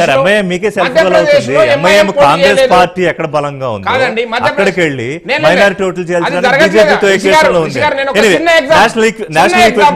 మధ్యప్రదేశ్ లో కాంగ్రెస్ పార్టీ బలంగా ఉంది, ఎంఐఎం పార్టీ పోటీ చేయలేదు, ఎందుకు గెలవలేకపోయింది? రాజస్థాన్ లో ఎంఐఎం పోటీ చేయలేదు, ఛత్తీస్గఢ్ లో ఎంఐఎం పోటీ చేయలేదు, ఎందుకు గెలవలేకపోయినారు? ఓకే మళ్ళీ నేషనల్ ఈక్వేషన్స్ మళ్ళీ మాట్లాడదాం, స్టేట్ కి వచ్చేద్దాం. కృష్ణాంజనేయులు గారు, ఎస్ఎల్బీసీ వ్యవహారంలో దోషులు మీరని బీఆర్ఎస్ వర్సెస్ కాంగ్రెస్ జరుగుతుంది. మీ పాలనలో అసలు దాన్ని కుంటుపడేశారు, 32 కిలోమీటర్లు మేము చేశాక మీరు వదిలేశారు, అందుకు కూలిపోయిందని రేవంత్ రెడ్డి అంటే, హరీష్ వాళ్ళ 11 కిలోమీటర్ల పని మేము చేసాము అని సవాల్ విసిరారు. నీళ్లు రానివ్వట్లేదని ఇందాక మన పావని గారు అన్నారు. అలాగే వరంగల్ ఎయిర్పోర్ట్ వస్తే మళ్ళీ అక్కడేమో మేమని క్లైమ్ అయితే మాకు కావాలి, నష్టం జరిగితే మాది కాదు అని. ఏం చెప్తారు దీని మీద? అంటే డెవలప్మెంట్ విషయంలో జరగాల్సినటువంటి చర్చ ఏమిటి అని అంటే, డెవలప్మెంట్ చేసేటువంటి బాధ్యత తెలంగాణలో అధికారంలో ఉన్నటువంటి కాంగ్రెస్ పార్టీది, కేంద్రంలో అధికారంలో ఉండేటువంటి బీజేపీది కూడా. ఎందుకంటే బీజేపీ బాధ్యత ఉంటుంది కదా, ఆ తెలంగాణకు కావాల్సినటువంటి వాటాలు కావాల్సిన సపోర్ట్ ఇవ్వాల్సినటువంటి బాధ్యత ఇవ్వాలి. ఒకవేళ ఇవ్వలేదనుకోండి, వాళ్ళ మీద రేవంత్ రెడ్డి పోరాటం చేశారు, పోట్లాడాల్సింది వాళ్ళ మీద. అయితే బీఆర్ఎస్ ప్రభుత్వానికి సంబంధించినటువంటి వ్యవహారంలో వాళ్ళు చేసినటువంటి ఏం చేశారు అనేటువంటి దాని మీద 10 ఏళ్ల పాటు 9.5 ఏళ్ల పాటు ప్రజలు చూశారు. డెవలప్మెంట్ ఆస్పెక్ట్ కన్నా కూడా అక్కడ కరప్షన్, కుటుంబ రాజకీయాలు, ఈ విధంగా కొంత అప్రజాస్వామికమైనటువంటి చర్యలు, దీన్ని ప్రజలు తిరస్కరించారు. దానికన్నా భిన్నంగా ఇప్పుడున్నటువంటి కాంగ్రెస్ ప్రభుత్వం చేయాల్సింది ఏంటి అంటే, డెవలప్మెంట్ ఆస్పెక్ట్ లో బీఆర్ఎస్ ప్రభుత్వం కన్నా మేము బాగా చేస్తున్నాం అనేటువంటి విధంగా చూపించుకోవాల్సినటువంటి అవసరం ఈ రోజున కాంగ్రెస్ ప్రభుత్వం మీద ఉంది. ఆ విషయంలో నాకున్నటువంటి పరిశీలన ప్రకారంగా చూస్తే డెవలప్మెంట్ ఆస్పెక్ట్ లో ఈ ఉన్నటువంటి దాంట్లో కొంత వెనకబడి ఉంది కాంగ్రెస్ ప్రభుత్వం అనేటువంటిది మాత్రం కనబడుతుంది. భవిష్యత్తులో ఏం చేస్తారో తెలియదు, ఇప్పటికిప్పుడుగా ఒక అంచనాకు రాలేవు. ఎందుకోసమనంటే ప్రయారిటీస్ మారిపోయినటువంటి పరిస్థితులు. ఇప్పుడు హైడ్రా మీద ఉన్నటువంటి శ్రద్ధ, మూసీకి సంబంధించినటువంటి వ్యవహారం, ఈ రెండు వివాదాస్పదమైనటువంటి, ఈ రెండు డెవలప్మెంట్ ఆస్పెక్ట్ అని అనుకుంటున్నారు. దీంట్లో ప్రజలు సఫరర్స్ గా ఫీల్ అయ్యేటువంటి వాళ్ళు లేదు అని అంటే కొంతమంది దీన్ని ప్రజలను ముందుకు దోసి ఈ ప్రభుత్వము ఈ విధమైనటువంటి చర్యలకు పాల్పడుతుందని ప్రభుత్వం మీద వ్యతిరేక ప్రచారాలు చేసేటువంటి కూడా జరుగుతుంది. కాబట్టి డెవలప్మెంట్ ఆస్పెక్ట్ లో సరైన దిశలో కాంగ్రెస్ ప్రభుత్వం వెళ్ళాలి. ఈ దీంట్లో మాత్రం వెళ్ళకపోతే కాంగ్రెస్ మైనస్ లో పడేదానికి అవకాశం. అందుకనే ఇక్కడ మైనస్ లో పడ్డప్పుడే ఈ రాజకీయ అంశాలను తీసుకొస్తున్నారండి. ఎప్పుడైతే ప్రభుత్వానికి డెవలప్మెంట్ కు సంబంధించినటువంటి అంశాలు చర్చకు వస్తాయో అప్పుడు ఏం చేస్తున్నారు, రాజకీయ పరమైనటువంటి అంశాలను ముందుకు తోసి వాటి మీద చర్చ జరిగేటట్టుగా డెవలప్మెంట్ ఆస్పెక్ట్ చర్చ జరగకుండా చూసేటువంటి ప్రయత్నం ప్రభుత్వాలుగా ఉండేటువంటి వాళ్ళు చేస్తున్నారు. ప్రజలు ఎలాంటివన్నీ గమనిస్తారండి.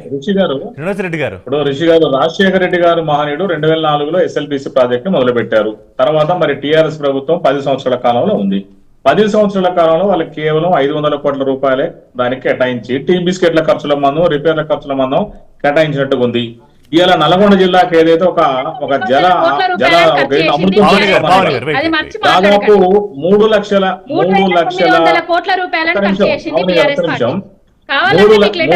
పైచిలుకు అంటే ఒక ఎకరాలకి ఇవాళ సాగునీరు దాదాపు 576 గ్రామాలకు, ఏదైతే ఫ్లోరైడ్ బాధిత గ్రామాలకు కూడా ఇవాళ వాళ్ళకి నీళ్లు వచ్చే అవకాశం ఉంది. అట్లాంటి దాన్ని 10 సంవత్సరాల పాటు బీఆర్ఎస్ ఎక్కడ కూడా దాన్ని డెవలప్ చేయలేదు. మరి సరిగ్గా దాన్ని వర్క్ చేసి ఉంటే అయిపోయేది. అవన్నీ కూడా ఏదైతే సొరంగాలు ఉన్నాయో ఆ సొరంగం మొత్తం నీళ్లు పోవటము, దాని రిపేర్లకే సరిపోయింది. రిషి గారు మనం అందరం చూసాము. కాదు, హరీష్ రావు ఛాలెంజ్ విసిరారు, మీరే యాక్సెప్ట్ చేసినా బహుశా ఓకే.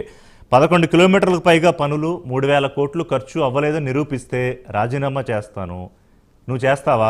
ఋషి గారు మీరు ఒక్కటి ఆలోచించాలి, 10 సంవత్సరాల కాలంలో ఎంత జరగాలండి? రాజశేఖర రెడ్డి గారి పీరియడ్ అప్పుడు చూసాం మనం, దగ్గర 43.93 కిలోమీటర్లు 32 కిలోమీటర్ల దాకా అయితే. ఈయన 10 సంవత్సరాల కాలంలో ఏం జరిగింది? ఇలా ఆయన ఏంటంటే కాళేశ్వరం మీద కమిషన్లు ఉంటుంది కాబట్టి కాళేశ్వరం ప్రాజెక్టు కావాలి, ఎందుకంటే 1,00,000 కోట్ల రూపాయలు పెట్టి మన కమిషన్లు మన వాటాలు. మిషన్ భగీరథ కావాలి, ఎందుకంటే కమిషన్ భగీరథ హరీష్ గారి కోసం, అది కేసీఆర్ గారి కోసం కాళేశ్వరము, కమిషన్ భగీరథ ఏమో మరి హరీష్ గారి కోసం, అంటే వాళ్ళ ఫ్యామిలీ కోసం. చిన్న ప్రాజెక్ట్ సంతోష్ గారిది. రిషి గారు చెట్లు మొక్కల పెంపకం, చెట్లు ఒక్కొక్కరికి ఒక డిపార్ట్మెంట్ తెలంగాణ దోసుకోవడం అంటే ఇది బాధాకరం. అంటే మనం కాదు అసలు 10 ఏళ్లలో ఏమీ చేయలేదు బీఆర్ఎస్ కేసీఆర్ ప్రభుత్వం అనడం కూడా కరెక్ట్ కాదు.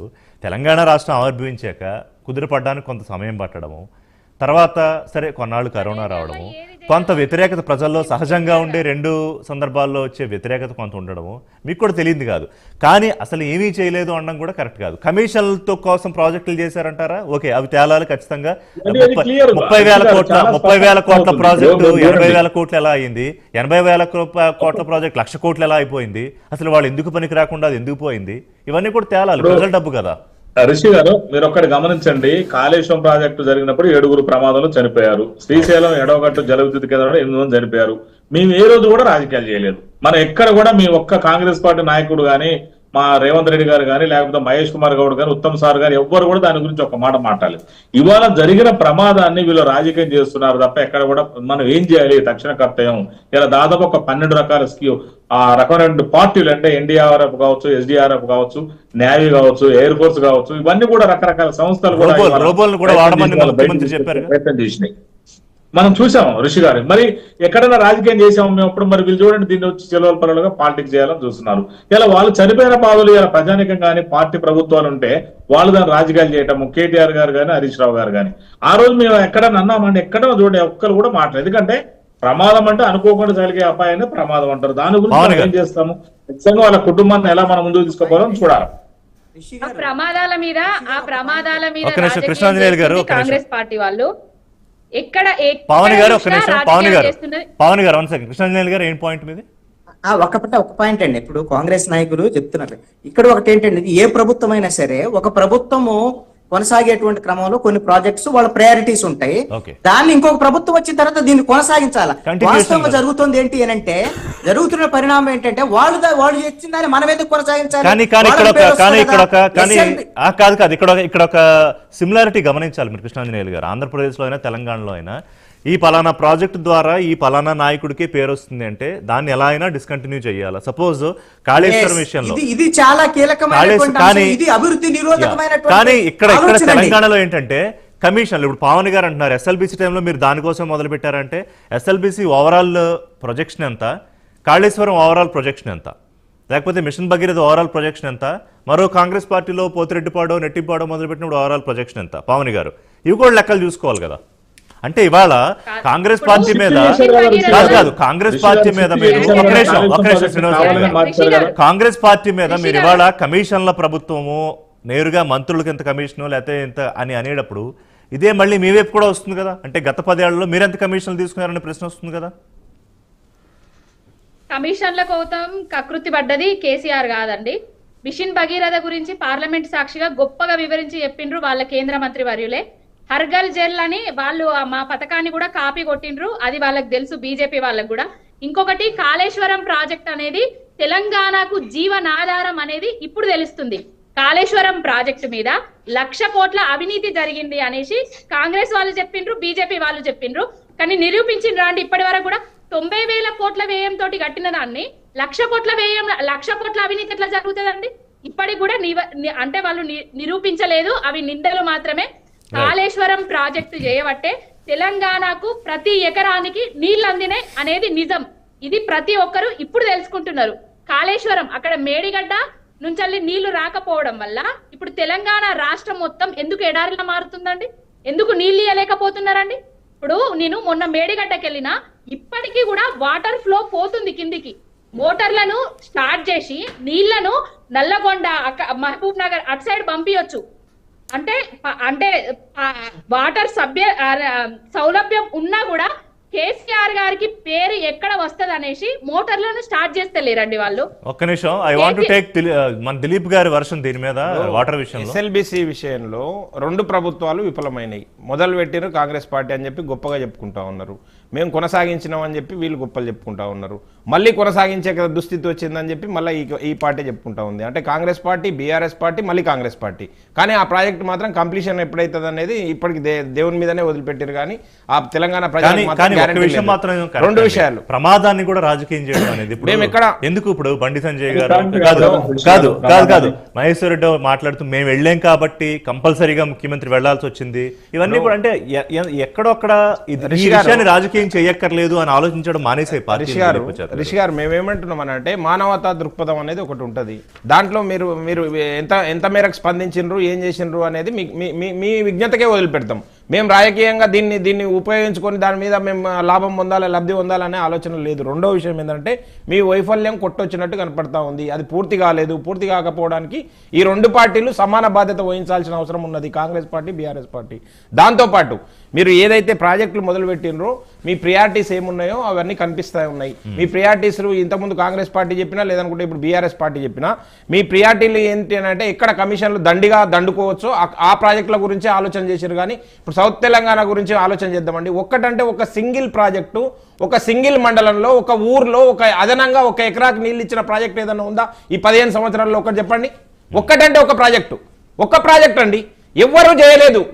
ఊకదంపుడు ఉపన్యాసాలు మేము తెలంగాణ సస్యశ్యామలం చేసినాం అని చెప్తా ఉన్నారు. కానీ ఊకదంపుడు ఉపన్యాసాలు తప్ప కేటగారికల్గా ఒక ప్రాజెక్ట్ పేరు చెప్పాలి కదా. మీరు పాలమూరు రంగారెడ్డి ప్రాజెక్టులో నేను కర్వేన రిజర్వాయర్ దగ్గర కుర్చీ వేసుకొని కూర్చుంటే నేను కంప్లీట్ చేస్తా అని చెప్పిండు కదా. 5 సంవత్సరాల్లో కంప్లీట్ చేస్తా అని చెప్పిండు కదా కేసీఆర్ గారు.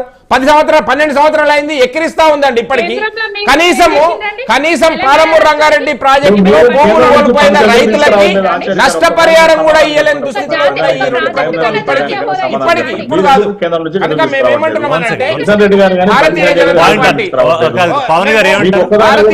పార్టీ ఒకటి కాదండి. కిషన్ రెడ్డి గారిని సైంధవుడు అని అన్నారు కదా.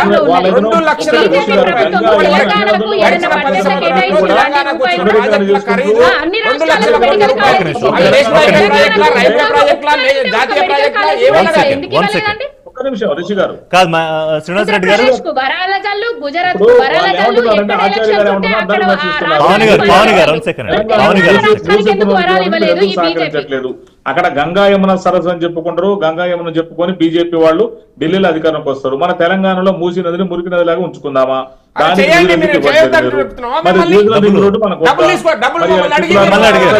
అడిగారు. మిమ్మల్ని అడుగుతున్నారు. మూసీ నది మిమ్మల్ని ఎన్నికల అడుగుతున్నారు. మేనిఫెస్టోలో దానికే కదా కేంద్ర కిషన్ రెడ్డి ప్రభుత్వ ఇవ్వట్లేదు. నిధులతోటి మేము నిర్మాణం మీరు చేస్తామని ఎందుకు ఇవ్వట్లేదు చెప్పారు నిధులు? అనౌన్స్ మీరు చేసిర్రా? ఇవ్వాల్సిన నిధులు ఇప్పుడు ఒక్కదాని మా కూడా మీద జాతీయ లేకుండా పార్టీలకు పెట్టడం ఎందుకు కోసం యాక్సెప్ట్ ప్రయత్నం చేస్తా చేయట్లేదు? ఉన్నారు. మీరు ఒక్క మీరు 6 రూపాయి గ్యారెంటీలు ఇచ్చి తీసుకోవడానికి దాంట్లో 6 గ్యారెంటీలలో ఉందా మరి మూసి మీ గ్యారెంటీ? పక్కన ఆంధ్రప్రదేశ్కి వేల మూసి కోట్ల గ్యారెంటీ రూపాయలు ఉందా అండి? Okay, okay. ఇప్పుడు మా మీద లేపట్టి మా ప్రజల మీద తుపాకీ పెట్టి కాల్చడం కోసం ఎందుకు ప్రయత్నం చేస్తా ఉన్నారు? మీ చేతగానితనం అనేది శ్రీనివాస్ రెడ్డి గారు, భారతదేశంలో పార్టీ శ్రీనివాస్ రెడ్డి గారు, బీజేపీ భుజం మీద తుపాకీ పెట్టి ఎవరిని కాలుస్తున్నారు? ప్రజల్ని కాల్స్తున్నారు, ఒక్క తెలంగాణ నిమిషం, ఒక్క ప్రజల్ని. నిమిషం. మీరు చూడాలి ఒక్కసారి బీజేపీ వాళ్ళు ఎందుకు ఇక్కడ వాళ్ళు ఎందుకు నిధులు ఇవ్వట్లేదు?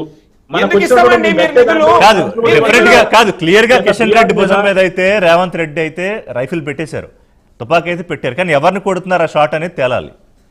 కిషన్ రెడ్డి గారు రానియట్లేదు కదండి. ఇక్కడ కూడా మన తెలంగాణ డెవలప్మెంట్ కి నిధులు రానివ్వట్లేదు. ఎక్కడ కూడా ఒక జాతీయ ప్రాజెక్ట్ కూడా యాక్సెస్ కాదు సార్, చేయట్లేదు. కాదు కాదు కాదు ఒక్క నిమిషం, ఒక్క నిమిషం. కాదు కాదు కాదు నిజం చెప్పండి శ్రీనివాస్ రెడ్డి గారు, మీకు కూడా తెలుసు మోడీ గారు ఇస్తానంటే కిషన్ రెడ్డి వద్దంటే కిషన్ రెడ్డినే పక్కన పెడతారు మోడీ గారు. ఇప్పుడు ఏ కేంద్ర మంత్రి ప్రధానమంత్రి ఇస్తానంటే వద్దని చెప్పడు. ఒక మాట చెప్తున్నా నేను. అయినా 2023 అక్టోబర్ 2023లో మోడీ గారు తెలంగాణ పౌరులం కాదా? అది ఏమన్నా కాంగ్రెస్ పార్టీకి బీఆర్ఎస్ పార్టీకి రాసి ఇచ్చినామా? Right, okay. ఎందుకు మాట్లాడతారు? పవన్ గారు, పవన్ గారు, ఆరోపణలు. ఒక్క నిమిషం. పవన్ గారు, వాట్స్ యువర్ పాయింట్? బీజేపీ భుజం మీద తుపాకీ పెట్టి కేసీఆర్ గారిని కాలుస్తామని చూస్తున్నారు, ప్రాంతీయ పార్టీని పొందబెడదామని చూస్తున్నారు, అంతే తప్ప అంతేనా? ఏం లేదండి. మీరు ఈ ఆల్రెడీ రెండు పొంద జాతీయ పెట్టుకొని పోయారు, పార్టీలు కొత్తగా కలిసి ఇంకేమని పెట్టాలి? తెలంగాణ ప్రాంతీయ ప్రజలు పార్టీని, మిమ్మల్ని పొంద పెట్టారు తెలంగాణ ఆల్రెడీ. హక్కుల కోసం ఉండండి, కొట్లాడే ఉండండి. కేసీఆర్ గారిని కథం చేద్దామని చూస్తున్నారు. తెలంగాణ అంత ఈజీగా కేసీఆర్ కథమైపోతారా?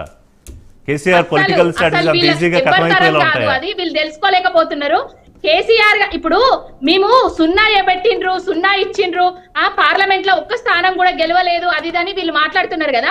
వీళ్ళు బీజేపీ గెలవలేదుగా? వాళ్ళకు ఎన్ని సీట్లు ఉండేనండి? గెలిచిర్రా, గెలవలేదా? ఎంపీ సీట్లు ఉండేటి, 2 సరే. ఎంపీ సీట్లు ఉండేటి. అది మర్చిపోయి మాట్లాడకండి. ఇప్పటికీ కాంగ్రెస్ 2 పార్టీకి ఎంపీ అధికారం సీట్ల ఇచ్చి నుంచి ప్రజలు 3 సార్లు చాలా అధికారంలోకి ఇబ్బంది వచ్చినాం అమ్మా పడుతున్నారు. పవన్ గారు. 2 ఎంపీ సీట్ల నుంచి 3 సార్లు అధికారంలోకి వచ్చినాం. భారతదేశ చరిత్రలో మొట్టమొదటిసారి జరిగింది ఈ అద్భుతం. ఇప్పుడు ఎందుకు వచ్చినాం? 39 అసెంబ్లీ సీట్లు ఉన్నాయి బీఆర్ఎస్ కి. సరే 10 మంది అటు వెళ్ళిపోయారు, అది వాళ్ళ ఎమ్మెల్యేలను కట్టడి చేసుకొని దుస్థితిలో ఆ పార్టీ ఉందండి. మీ ఎమ్మెల్యేలు మా ఎమ్మెల్యేలు ఎక్కడ పోయారు? ఒక్క ఎమ్మెల్యేని చూపెట్టండి, ఒక్క ఎమ్మెల్యేని చూపెట్టండి, ఒక కౌన్సిలర్ చూపెట్టండి కనీసం. భారతీయ జనతా పార్టీ కౌన్సిలర్ కొట్టడేమో దమ్ముందేమో ఎవరికైనా. బీఆర్ఎస్ పార్టీ ఒకటే అండి, బీజేపీని నమ్మది, కాంగ్రెస్ ను కూడా నమ్మదండి. కాంగ్రెస్ పార్టీ ఇక ఎప్పుడు కూడా అసలు చరిత్రలో తెలంగాణలో అధికారంలోకి రాదు. కరెక్ట్ చెప్పారు పవన్ గారు, ఈ మాట కరెక్ట్ చెప్పారు. కాంగ్రెస్ పార్టీ మళ్ళీ అధికారంలోకి రాదు, బీఆర్ఎస్ పార్టీ కూడా దాంతో పాటు కృష్ణాంజనేయులు గారు ఈ ఒక్క పాయింట్ మీద ఇద్దరు ఒకటి అయ్యారు, దిలీప్ ఆచార్య గారు, పవన్ బీఆర్ఎస్ గారు. పార్టీ కూడా మళ్ళీ అధికారంలోకి రాదు. రాబోయే రోజుల్లో భారతీయ జనతా పార్టీ అధికారంలోకి వస్తుంది. ఇప్పుడు బీఆర్ఎస్ ఎమ్మెల్యేలు కూడా ఒకవేళ కాంగ్రెస్ పవన్ గారు పోవచ్చేమో, పోయినంత మాత్రాన బీఆర్ఎస్ ఎమ్మెల్యేలు పోయినంత మాత్రాన అది ఖాళీ అయిపోయింది అనేటువంటిది ఏముండదండి. ఎందుకంటే అలాగనే కాంగ్రెస్ ఖాళీ చేద్దామని చూశారు, ఏమైంది తర్వాత? కాలేదు కదా. ఎవరి వల్ల కాదండి, ప్రజలు పాలనకు సంబంధించినటువంటి అంశాన్ని చూస్తారు. ఈ ప్రాజెక్టులు కమిషన్ల వ్యవహారానికి వచ్చేసరికల్లా మీరు గమనించండి, ఏ ప్రాజెక్టులు అయినా సరే వ్యవహారమైనా కమిషన్లు ఎక్కువ తక్కువ అనేటువంటి అంశం తప్ప కమిషన్లు అనేటువంటిది ప్రభుత్వాల్లోనూ సర్వసాధారణమైనటువంటి విషయంగా ఉన్నాయి. అదే విధంగా ప్రాజెక్టులు టేకప్ చేయాలి ఏంటి అనేటువంటి విషయానికి వచ్చేసరికల్లా తమ ప్రభుత్వానికి తమకే పేరు రావాలి, ఈ గత వాళ్ళకి పేరు రాకూడదు అనేది ఒకటి. రెండోది ఏంటంటే ఇప్పుడు మూసీకి సంబంధించినటువంటి దాని మీద కాంగ్రెస్ వాళ్ళు కోరుతున్నారు, ఆ ప్రాజెక్టుకు సంబంధించినటువంటి నిధులు వస్తే దానికి సంబంధించినటువంటి వ్యవహారంలో పెద్ద ఎత్తున మిగులుతాయనేటువంటి ఆలోచనలు కూడా ఉండొచ్చు. ఇది కూడా ఒక వ్యూహం కూడా అయి ఉండొచ్చు, మిగతా అట్లా సాధ్యం కాకపోవచ్చు.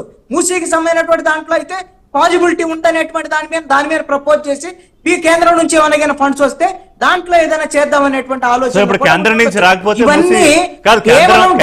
కేంద్రం డబ్బులు ఇవ్వకపోతే ఒక నిమిషం బిఫోర్ క్లోజింగ్ శ్రీనివాస్ రెడ్డి గారు ఇందాక ఒక మాట అన్నారు, కేంద్రాన్ని అడిగే మీరు మూసీ గురించి ప్రామిస్ చేశారా, మూసీ సుందరీకరణ గురించి అని. ఇది ఒకటి చెప్పండి, క్లోజ్ చేద్దాం. మ్యూట్ సంబంధాల్లో భాగంగా ఖచ్చితంగా మూసి పునరుజ్జీవానికి వాళ్ళు డబ్బులు ఇవ్వాల్సిన అవసరం ఉంది. ఇవాళ వాళ్ళ గంగా యమున సరస్వతి వాళ్ళ 3 నదులను కూడా వాళ్ళు సుందరీకరణ చేసుకున్నారు, కొన్ని వేల కోట్ల రూపాయలు కేటాయించుకున్నారు. గుజరాత్ లో కూడా చూసాము మోడీ గారి సొంత మూసీ state నా లో. దృష్టిలో ఇవాళ చూడట్లేదండి తెలంగాణ బీజేపీ. వాళ్ళు సార్ ఇవ్వకుండా గంగా యమున మీరు సరస్వతి శ్రీనివాస్ రెడ్డి గారు మీరు అర్థం చేసుకోండి, మీరు ఒక గంగా యమున గమనించాలి. సరస్వతి ఒక్క లాగా నిమిషం మూసీని అయ్యింది. చూడట్లేదు బీజేపీ. నేను చూడట్లేదు వాళ్ళు. ఇప్పుడు ఇక దాదాపు తెలంగాణలో చూడాలి, హైదరాబాద్ మీ personal మహానగరంలో interest దాదాపు దాగి 50 ఉన్నది దాంట్లో. కిలోమీటర్ల మేర ప్రయాణిస్తుంది. దీన్ని ఎందుకు వాళ్ళు రిజెక్ట్ చేస్తున్నారు చెప్పాలి. ఇప్పుడు రిషి గారు సో కాదు, ఇవాళ మన పవర్ ప్లేకి కరెక్ట్ గా ఉన్న మ్యాచింగ్ అయిన సిచ్యుయేషన్ తెలంగాణలో ఈ 3 పార్టీల పవర్ గేమ్ పవర్ ప్లేలో ఎవరు ఒకసారి పైకి వస్తారు, ఎవరి కిందకి వెళ్తారో. ఇంకా 14 నెలలే అయ్యింది, 14 నెలలు ఇంకా 6 మంత్రులు ఇవ్వాలి. 30 సార్లు ఏమో మరి ముఖ్యమంత్రి ఢిల్లీకి వెళ్ళారని ప్రతిపక్షాలు విమర్శ చేస్తూ ఉన్నాయి. మరోవైపు మీనాక్షి నటరాజన్ వచ్చారు, డీప్గా ఇక్కడ రూట్స్లోకి వెళ్తున్నారు. మరోవైపు బీజేపీ తన రాజకీయం తను చేస్తోంది. అలాగే పవన్ గారు చెప్పినట్టు కేసీఆర్ ఏమీ వ్యూహాలు రచించకుండా ఉండరు. చూద్దాం రానున్న రోజుల్లో తెలంగాణ రాజకీయాలు ఎట్లా జనాన్ని మారుతాయో. మభ్య పెట్టేటువంటి ప్రయత్నం అయితే ప్రధానమైన రాజకీయ పార్టీలన్నీ డైవర్స్ అయితే చేస్తున్నాయి. చేస్తున్నారు. కానీ తెలంగాణ థ్యాంక్ యూ ప్రజలైతే థ్యాంక్ యూ మాత్రం మాట్లాడదాం ఇంకా చైతన్యం డీటెయిల్ గా ఇంకా అనేక లేదు. చర్చలు. థ్యాంక్ యూ వెరీ మచ్ అందరికి డిబేట్ లో పార్టిసిపేట్ చేసినందుకు. ఇది వాళ్ళ పవర్ ప్లే.